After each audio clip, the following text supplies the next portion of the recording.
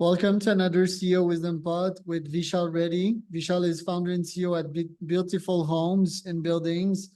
We're going to talk about real estate construction, interior design, architecture, and the construction industry in India.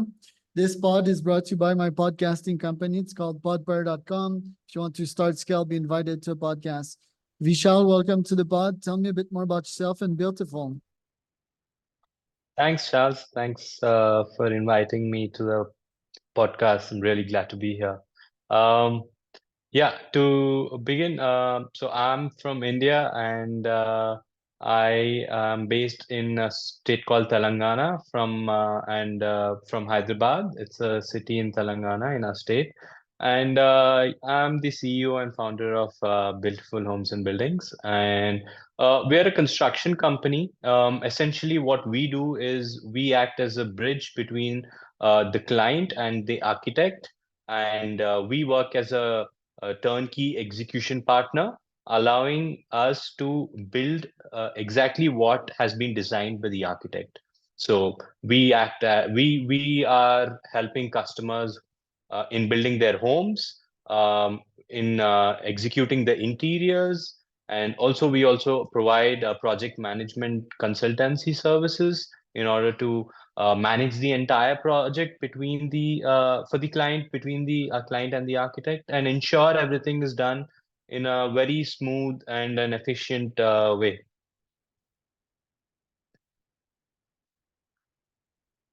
What is your background and why did you get into this?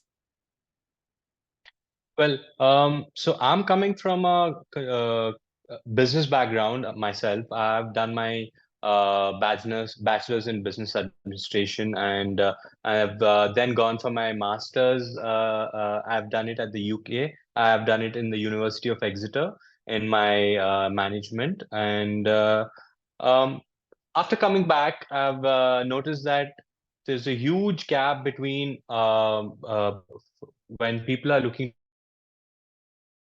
a lot of discrepancies. There's a lot of inefficiency that we observed, and this is something that has been ongoing for a long time, more than 20, 30 years.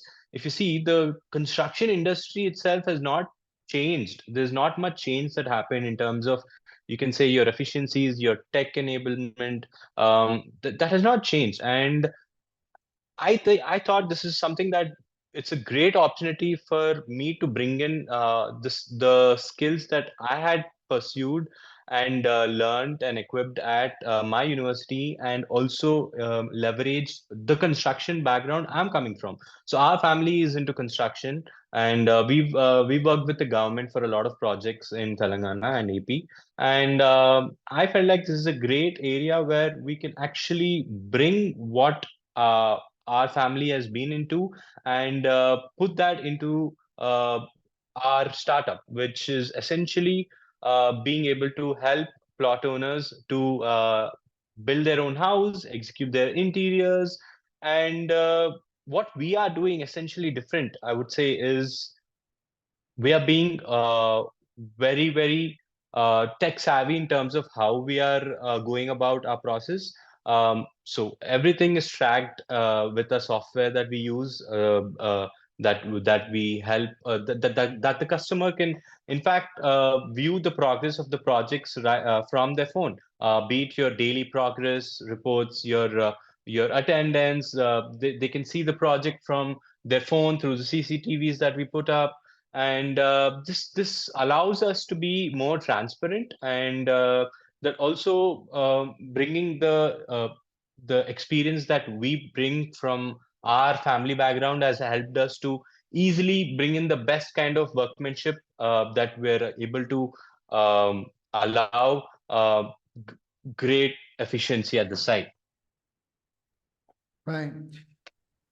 What about real estate in India? Seems the market is catching up there. I mean, it's a in development country, lots of growth, not growth that we're seeing in other markets throughout the world. Tell us about the real estate market in India and its growth and your projections in the next 5 years. Well, I think real estate has a lot to do with the country's economy in general.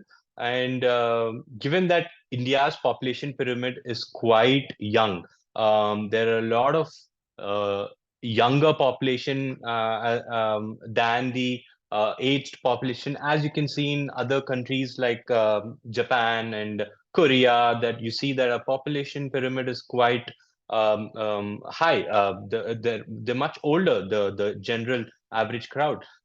So given that, there's a lot of economy that is growing because of this, and it is interlinked. And you see in states like Maharashtra, with the capital cities, Mumbai, which is where real estate is really, really expensive. And it has always been expensive. And what's changed is the real estate segment in overall in our country, in states like Telangana.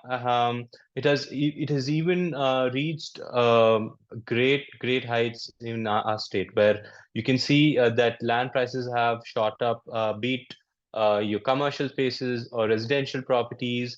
They have skyrocketed in the last 4 to 5 years, and that's mainly to do with the economic growth that we're able to um, achieve. And thanks to a lot of factors that allow us to perform. And soon, I think that this is not going to stop anytime soon. I think real estate is continuing to grow, and it will do so for the next at least 10 to 15 years. And yeah, so I think it's a great time to be investing in India. What did you learn from your time at Uber, and what principles do you apply to your company today? Well, so when I joined Uber, I had just finished my BBA, and it was more about for me to get a corporate exposure, working in a large company, as opposed to working in a startup. There are pros and cons of being able to do both, and I wanted to get that experience ticked off. And I started my journey with Uber, and I was working with Uber Eats, which was very new to our country and especially our state. So I was in the initial team of onboarding Uber Eats into our state, into our city, and we were helping a lot of um, we were helping restaurants onboard the software. We were helping driver partners to help get onboarded smoothly. And it was the entire process was really, really a great opportunity for me to learn more about how a business within a business can be set up in a growing country like ours. And there's a lot of takeaways that I could take from my experience at Uber, given that mainly we were able to, I was able to learn how to communicate between teams, what kind of scalar chains are there, and how to maintain more efficiency with the kind of communication techniques that are there within teams. And that has helped me a lot in achieving and bringing those processes into my company right now. And I think that has helped me a lot in what I'm doing today, for sure. How can you scale Builtiful? Well, if I'm being honest, we we don't seriously see that as our primary target to be able to scale immediately. I see a lot of companies that scale too soon, too fast, and end up having a lot of efficiency problems. They raise capital very quickly, and the burn rates are really high nowadays with the startups. And you see the whole ecosystem, the investors are more careful with investing in these startups. And I think that our company is somewhat they are taking things more seriously at one step at a time, where we want to focus on our city, Hyderabad, and we want to grow in a very stable manner, where we want to target profitability more than gaining market share. And that's something that I've always wanted to do, and I want to stick by that. But of course, as and when we are able to grow we do want to push the gas to other cities and see whether we the end goal is to being able to provide the same customer service that I am today, even then. So that is the main target for us. Who is in the luxury market in India? Like, how did they make their fortune? Yeah, what sector, what industries? People that buy your luxury houses, basically. Right. See, so the kind of customers we deal with are usually customers that uh, think that are more focused on results based thinking than cost based thinking. They don't see price as the primary factor of their decision making. They are ready to spend the buck given that we are giving them what they want. What is it that they're looking for? They're looking for quality, they're looking for timelines, they're looking for efficiency. These are the things we want to be able to solve their problem, and they don't want to be running around here and there worrying about their project, worrying about the quality of the finishes that they're getting at the site. And usually these are the kind of clients that we are very interested in working with, and these clients really appreciate what we bring into the table.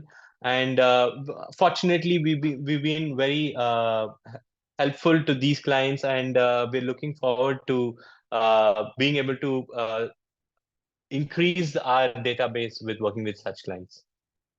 And are these houses in gated communities? Because, yeah, it seems to me that India is still in development, and to have such a luxury house, I'd be not fearful, but anxious that someone would rob me.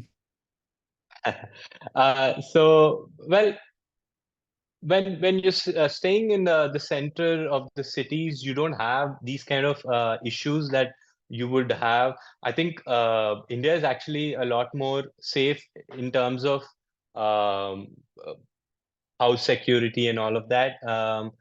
There's more governance. There's good governance. There's good police protection, and that's not really an issue. And coming to your point about gated communities, there are a lot of gated communities that are present. That's sort of been the norm lately. And so what we do is essentially we help uh, customers build their own house. So that's more of a house that would be built on its own. It's not part of a built community. Whereas we do work with such clients who live in gated communities. We help them get their interiors done. They usually buy this house from the builder itself, and then they get the designs prepared from an architect, and we help the client take those designs and bring them to life by executing them on site.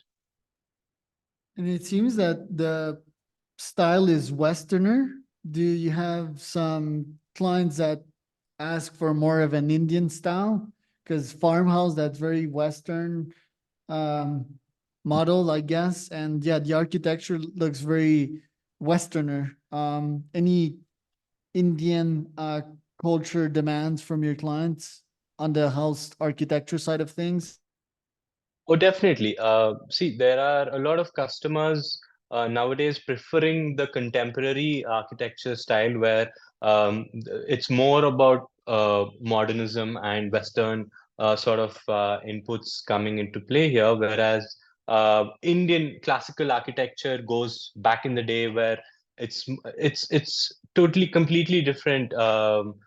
And we see that both are being still used in homes nowadays, and we work on both kinds of projects, and we're very happy to execute these sort of projects, and every project is a challenge on its own, and everything at the end of the day we want to make sure the designs are coming to life just as what the client and architect envision.